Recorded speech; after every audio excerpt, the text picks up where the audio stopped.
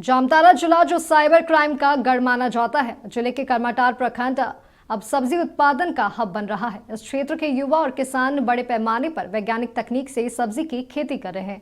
इससे न सिर्फ अपनी आय बढ़ रहे हैं, बल्कि जामताड़ा जिले पर साइबर क्राइम का लगा दाग भी मिटाने का प्रयास किया जा रहा है। करमाटार प्रखंड मुख्यालय से 10 किलोमीटर की दूरी पर स्थित सामूपोखर गांव के अनिल गोराई ने अपनी 5 एकड़ पथरीली जमीन पर विभिन्न तरह के सब्जियों की खेती की है।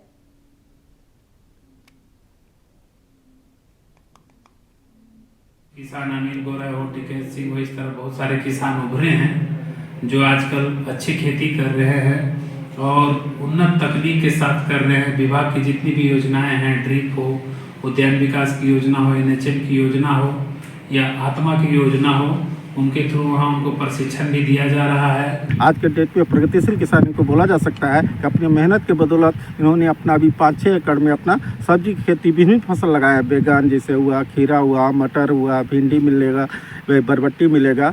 और यही भिंडी की खेती हो रहा है, बरबट्टी है, कद्दू है, कोहड़ा है, बैगन है, मटर है, मूली है, खीरा है, यही सब टमाटर है।